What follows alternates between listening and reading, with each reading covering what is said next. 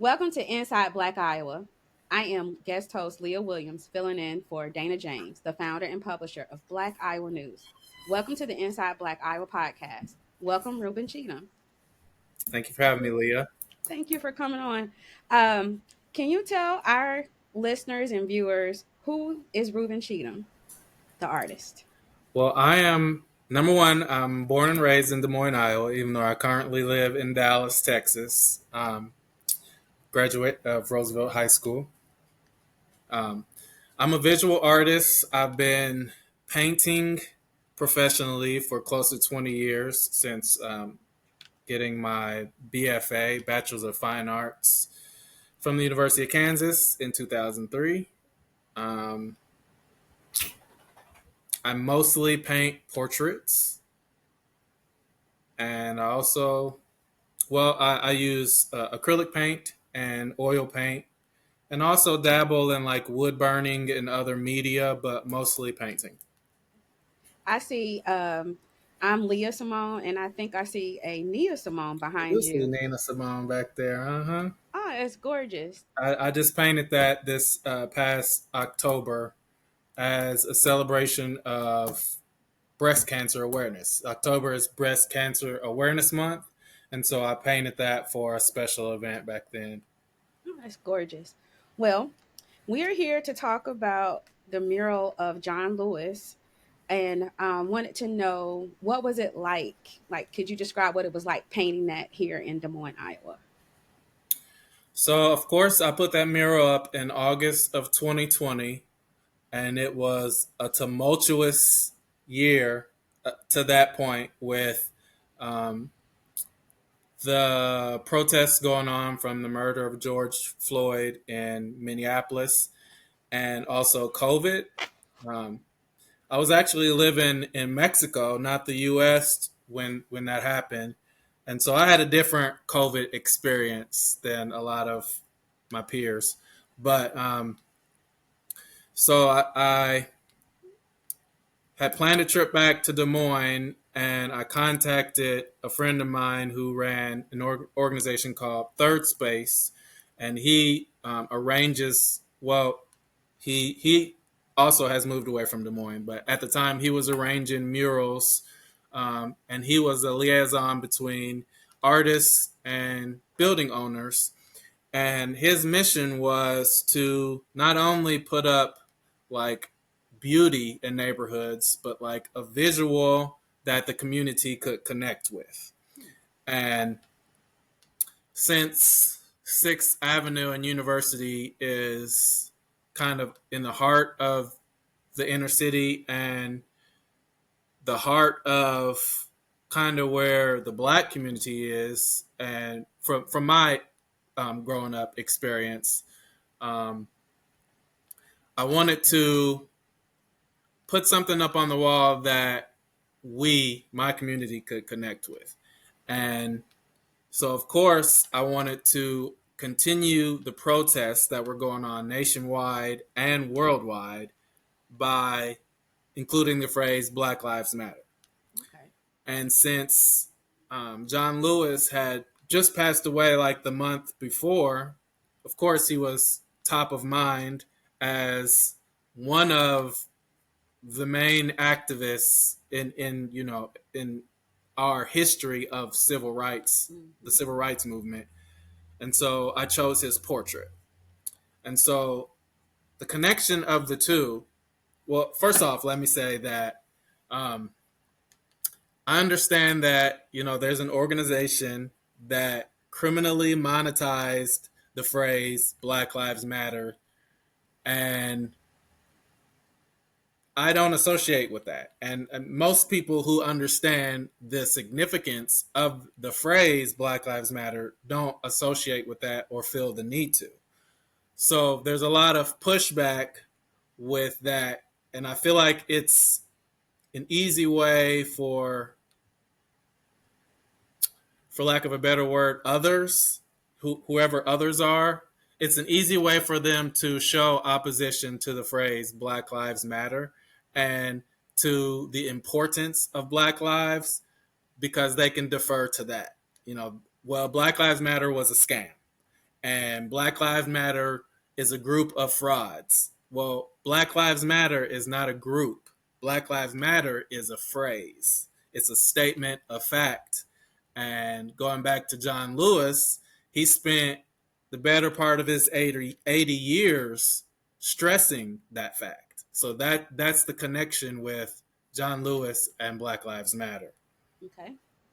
So as you decided that John Lewis was the symbol, because at this time what you're talking about is we're dealing with the vaccinations, we're dealing with COVID, we're dealing with honestly the death of George Floyd, which now in 2025 we barely really discuss talk about it anymore, and Mm-hmm. now it's almost like it's criminal to talk about anything. Let's face it, DEI related. Mm-hmm. um when you made that mural, what was the importance of it in general? Like murals bring about, I feel like it brings about beautification. You talked about that being the inner city. What how important is it you feel that murals are to our community? Well, I can answer that question specifically to that mural and just murals in general. Specifically to that mural, I really wanted to hold to, like I said before, the goals of third space and putting up a mural that's not just beautiful to look at, but Hmm. also has messaging that the community with where it stands can connect with. And so um, Black Lives Matter is, it predated 2020 by a few years. Of course it was strengthened by the murder of George Floyd, but I think it first came into prominence in like 2016 with Mike Brown, who was shot in the back by a police officer in St. Louis. I think Ferguson. Ferguson, correct. But isn't Ferguson on the outskirts of It St. is. Louis? I believe. So it grew in importance in 2020 with COVID because of healthcare and Black people's um, trouble with proper healthcare and getting properly welcomed into the system. And so COVID really exposed that to some extent. And so Black Lives Matter was more than just we deserve civil liberties, which had been, since our ancestors, in the conversation. But COVID really put a shine on and shone the light on how we are not welcomed into the healthcare and how we don't have the proper access to proper healthcare. Definitely, there's disparities in our health equity, disparities in just us existing. um we had a little chat a little bit prior, but when you found out that in particular this mural that you took the time and um, had the goal reached to see and know that something like that was painted over, how did that make you feel? Okay, so there's been a lot of media coverage about this story and my reaction to the mural being painted over. And I just want to preface this by saying my intentions were not to shine a negative light on the ownership by speaking out my dissatisfaction with the mural being painted over.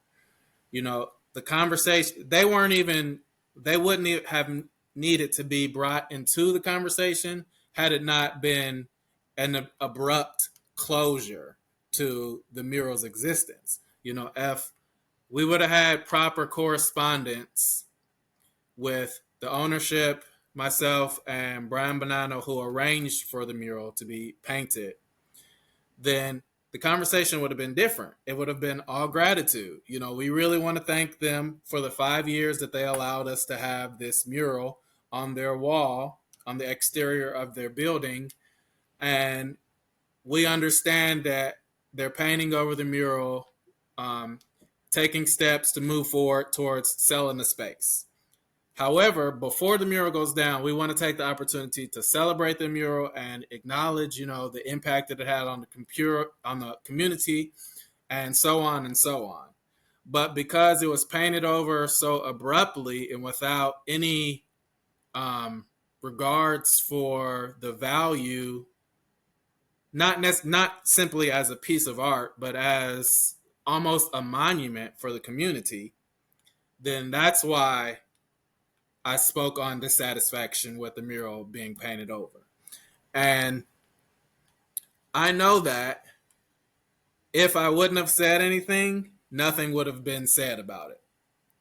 But the fact that I have a lot of family and friends who are in Des Moines, but the fact that the person who contacted me to tell me that the mural was gone had no idea who I was. She even said in the message, I don't even know if I'm contacting the right person. I just wanted to let you know that I drove by and saw that the mural's gone, and I was really sad about it. And I just really wanted to reach out to you and let you know how much that mural meant to our family.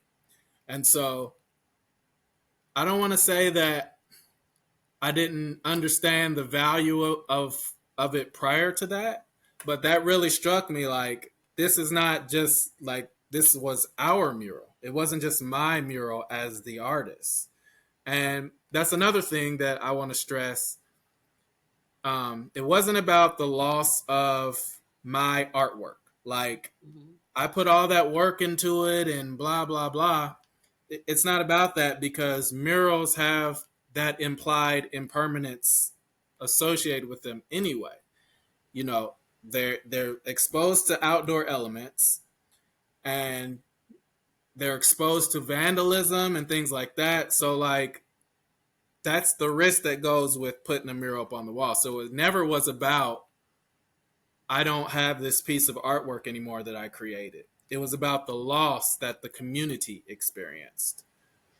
That's a good point. I think sometimes people want to put their own twist, or media doesn't always, to me, frame our stories in the best way. And hearing you say that, I guess that is significant for a stranger to say, I noticed that this was not there, and to go further and contact you. That's significant because no one else at this time had been aware of it, obviously, but for them to bring it to your attention, that can show the impact that art has, I feel like, to us as a community. Because art is our way of expressing ourselves as Mm-hmm. well.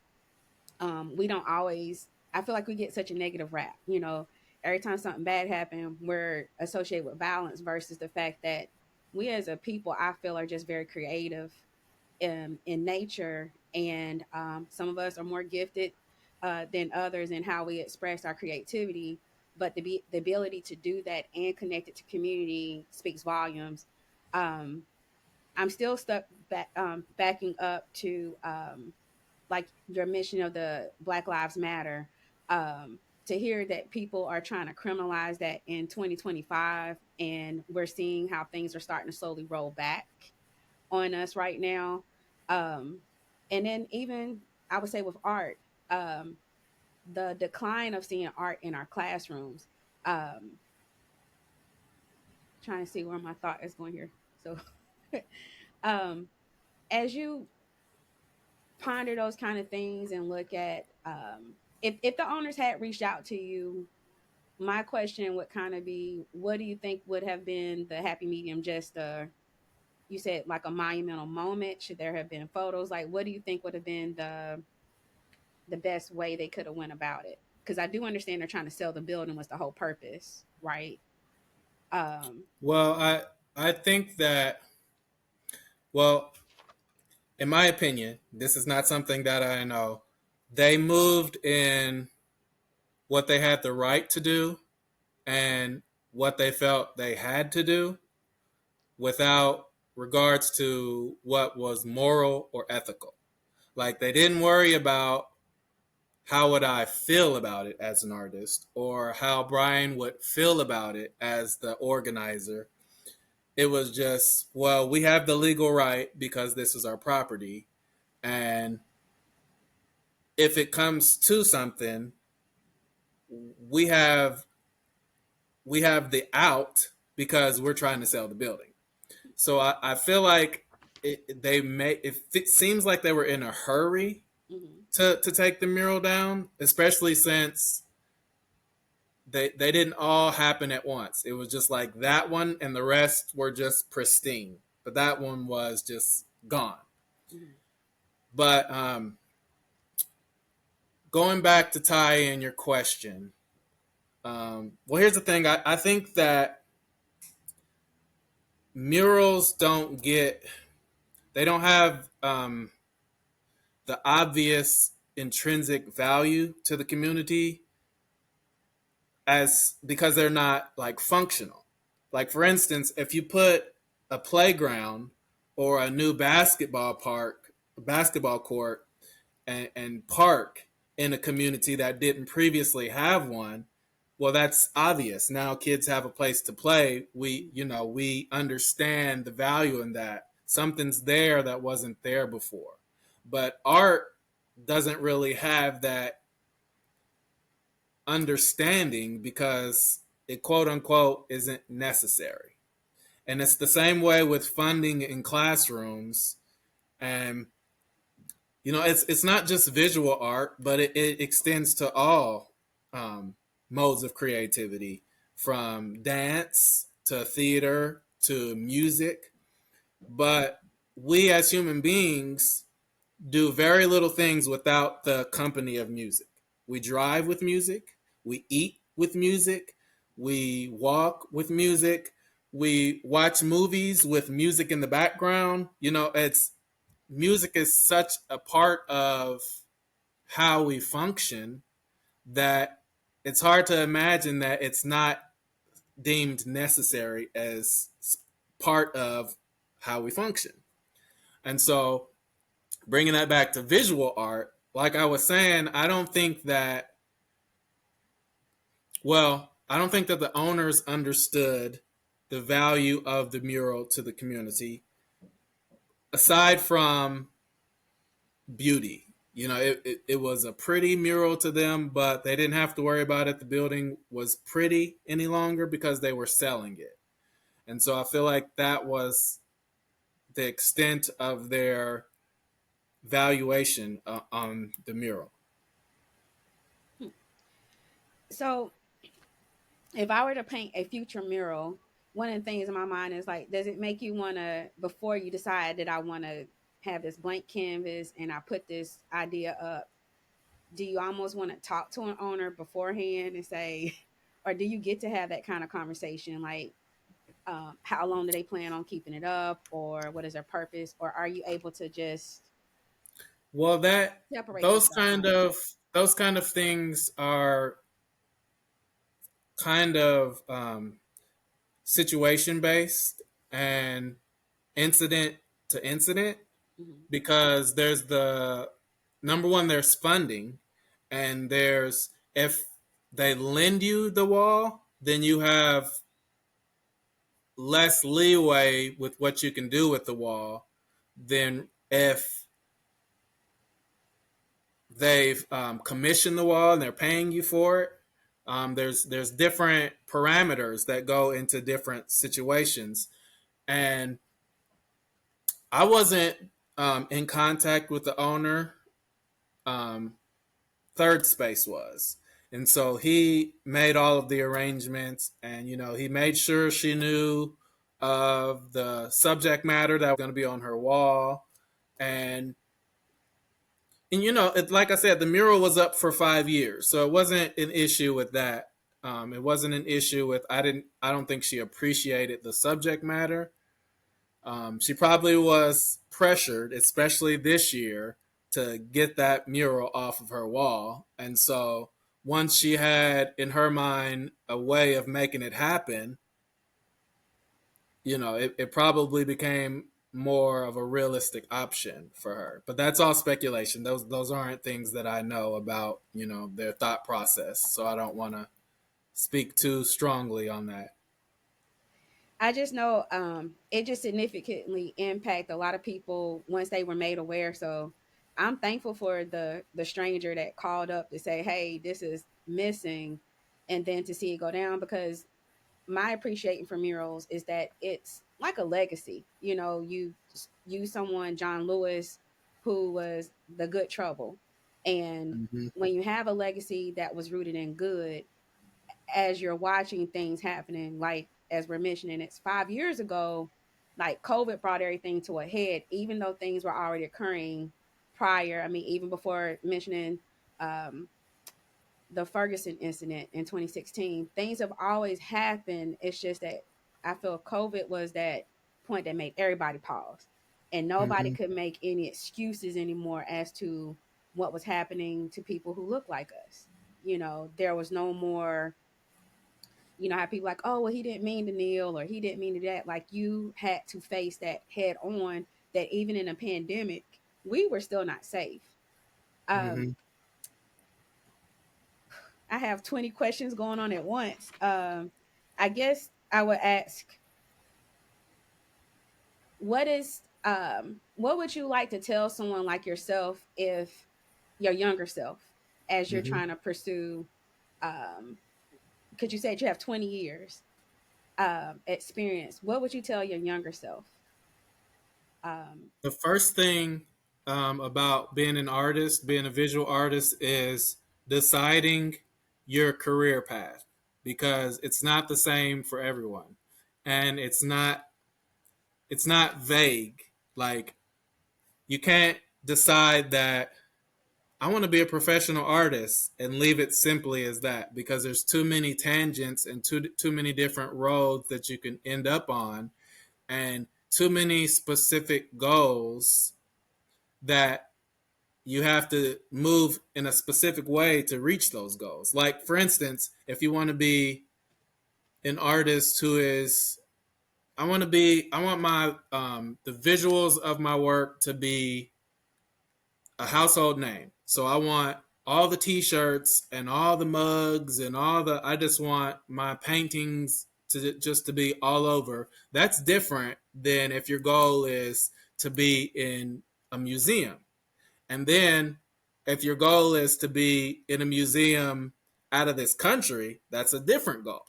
So there's different tracks that you have to take, and the earlier in your career that you start on those tracks, the better.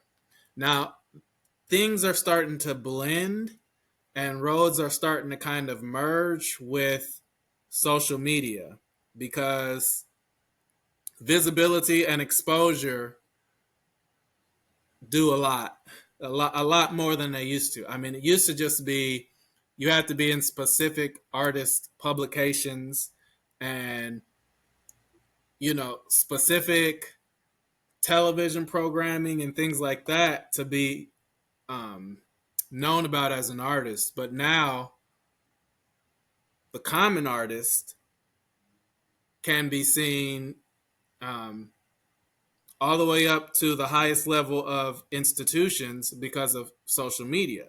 And so artists now have the opportunity to be fast tracked as opposed to like the 80s, 90s, and even the 2000s. I love the fact that the biggest thing too is that with artists, it used to seem like you didn't know about them until after they had passed away. Then they just Mm-hmm. blow up. But now, to your point of saying that with social media and how it's elevated, you get to know about people while they're still living, and you can embrace and cherish how art is formed.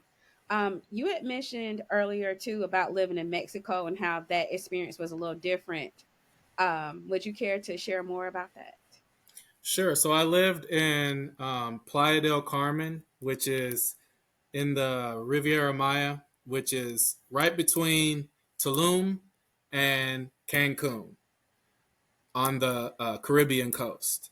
And so when we went down there, it was right before COVID hit, and we were staying in a tourist town And so when COVID hit, everyone went back to their home countries for the most part. And so it was a lot of it was desolate. I mean, they describe how empty the streets were in New York and things like that, but those people were still home. The difference was people weren't even on the inside where we were. Like it was people were gone.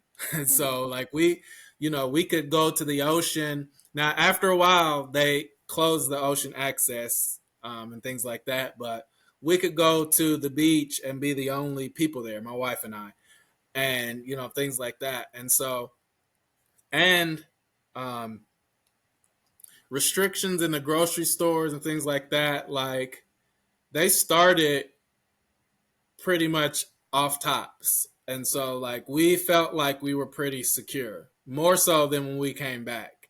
Hmm. Because yeah. So we just had a different experience. Like we were at peace. We were in paradise during COVID. People were getting cabin fever and things like that, and we were going to the ocean. And Gotcha. so I don't look back at that negatively. I feel like I should have spent more time on social media because that's when the whole world was on their phone, and a lot of artists really um, gained a lot of visualization in that time.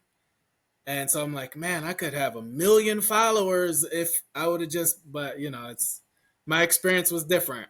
So Hmm. I was thinking that when you were saying it was different, like was the climate there supportive of Black Lives Matter, or was it like, anti Black Lives Matter? Like you hear how different I cultures. mean, so there were expats in the community that I lived in, like people who are from the US that had moved down there to the area that I was in, but they weren't really a lot of black expats. And so we didn't really have that conversation. Like we weren't really exposed to that narrative in like our community Mhm. of in Mexico. So I didn't really yeah, I mean I can't really gauge if it was welcomed or not welcomed, because there was no protest there because there wasn't enough black people where we were for there to be any protesting or things like that. But obviously, it was world news, so they knew about it. But I don't know, it was different. But I mean, I came home to the states enough to feel like I was in the trenches, I guess, Okay.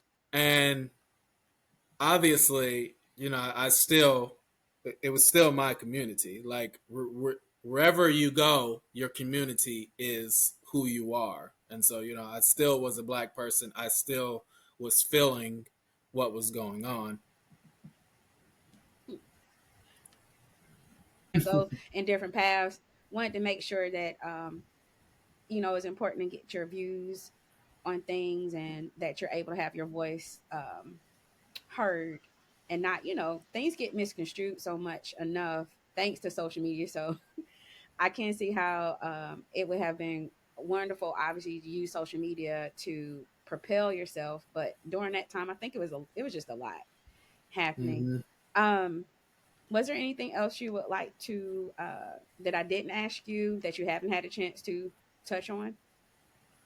I'm trying to think really hard about the mural and the impact of the mural and make sure that since we're speaking so candidly and thoroughly, make sure that I'm saying everything that I want to say because I feel like the media coverage that's been out, even though, I have told them how I felt about it, Hmm. it was cut and edited in a way that it was just framed differently than I wanted the story to come out. But Hmm. I feel like I've said and touched on everything.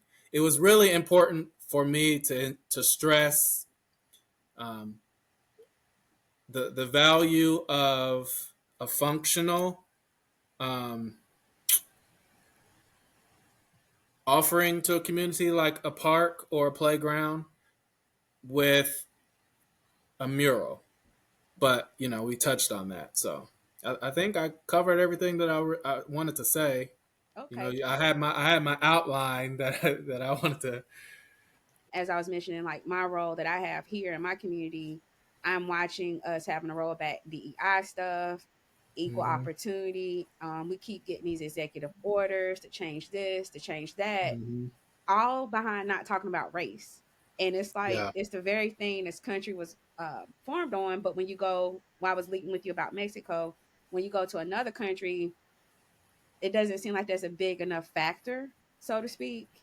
But here in Iowa, it still has its own little segregation, like you mentioned earlier about this is like the heart of the city in Des Moines.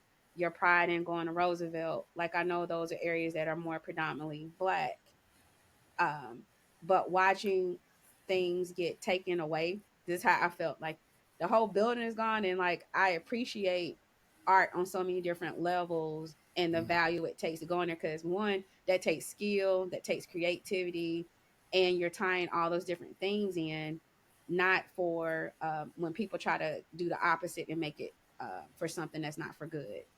Um, Well, yeah. The thing with DEI, and how as a country we're taking really big steps backwards. Um, the reason why I haven't put that into the conversation is because I wanted to address the facts, and I didn't want to sound argumentative. And so if I was like, well, they just took that mural down because it was Black Lives Matter, and then like I said, they have an out. No, we're trying to sell the building. Then it sounds like I was being argumentative, and then that's been dispelled. So end of conversation. But it's important. This, at the same time, it was important to have a conversation about the mural because of DEI, even though that might not be the surface level motivation for them to take the mural down.